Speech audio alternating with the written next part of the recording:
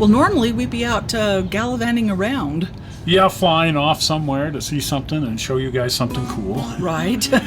But with COVID, we're stuck close to home, but that's okay. One of the most unique spots in the whole of Salt Lake City is the Gilgal Sculpture Garden at 749 East 5th South. It was created by Thomas Child, who was a local contractor, and this was his construction yard where he kept all of his equipment. It's located in the middle of the block, so a lot of people don't know it's here. But once a new visitor finds their way in here and they start walking around, they realize that it's, well, what should we say? It's unusual? Different, odd? Yes.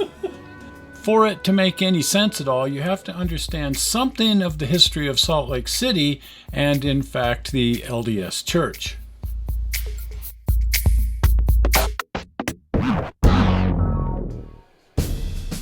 Salt Lake City was founded on July 24th, 1847, when an intrepid group of Mormon pioneers first arrived in the valley and started building this planned community. The reasons for their moving west are complicated. You'd have to understand some of the early history of the Mormon Church. The Mormon Church was founded by this man, Joseph Smith, who in the early 19th century had said that he had been visited by the spirits of God and Jesus Christ and several angels, and had been given scriptures written on golden plates, and founded a religion based on these visions.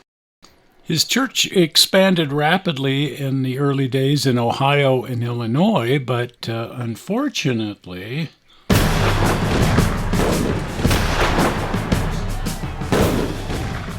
he wasn't popular with the locals, and in fact they assassinated him when he was being held in jail in Carthage, Illinois.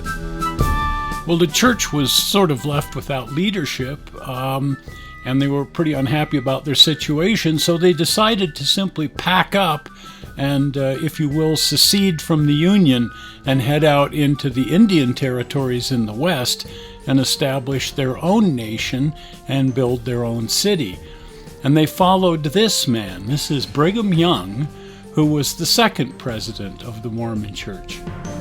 And he'd been looking at several different locations in the West where all of the various Western trails diverged, and he thought he could build essentially the crossroads of the West, where all of the Western expansion trails split off into different directions.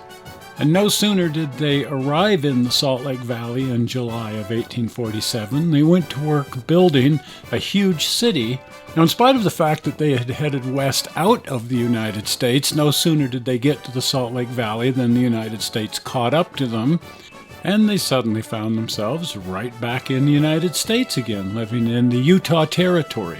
Well, the discord between the church and the government continued, but eventually they figured out that they're just going to have to learn to get along with each other.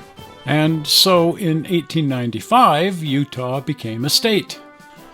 And Salt Lake City continued to thrive and grow, and eventually became a major metropolitan center in the center of the West. Okay, enough of the backstory. What does all this have to do with the Gilgal Sculpture Garden?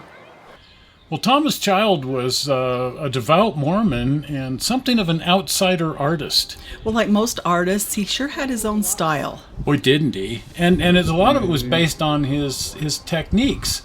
He really put together a lot of unusual pieces.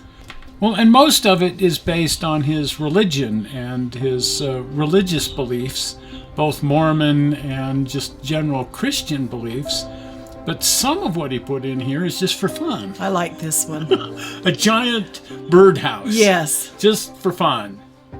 And these are pieces off of old buildings that he tore down to make way for new ones, and he saved some of the stonework off of the buildings that he was paid to tear down. And a lot of the work that he put in here is this. It's just scripture carved into slabs of stone. These book sculptures represent the standard works of the Mormon Church: the Bible, the Book of Mormon, the Doctrine and Covenants, and the Pearl of Great Price. This is Child's interpretation of the captain of the Lord's host from the Battle of Jericho. I sure love these beautiful roses, almost like a peace garden. I think that was the intent. This is Child's monument to peace, beating swords into plowshares from the book of Isaiah. There's a lot of towns in Utah that are named after these angels. Yeah, we've got central Utah right here. It looks like a model. Now, if you look closely, you'll see that there's an oxyacetylene torch stuck in the stone right over here. Child's used oxyacetylene. He was a very rare artist in that regard. He carved all of this stone using oxyacetylene torch, which produces this really smooth, glassy surface on quartz. Oh wow, look at this. A wonderful bust of his wife, Bertha Child.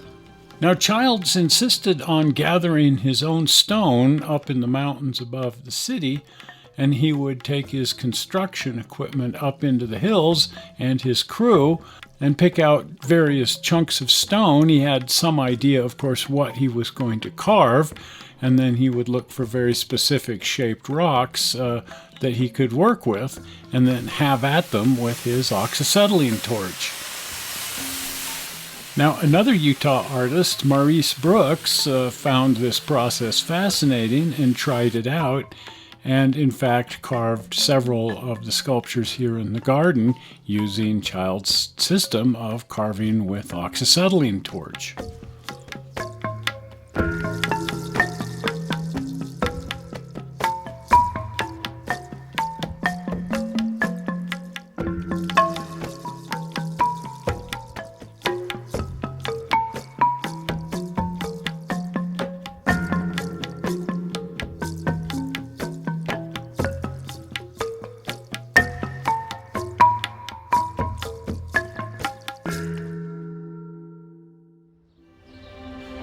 So while this was once a construction yard, it isn't anymore. No, it's sure not.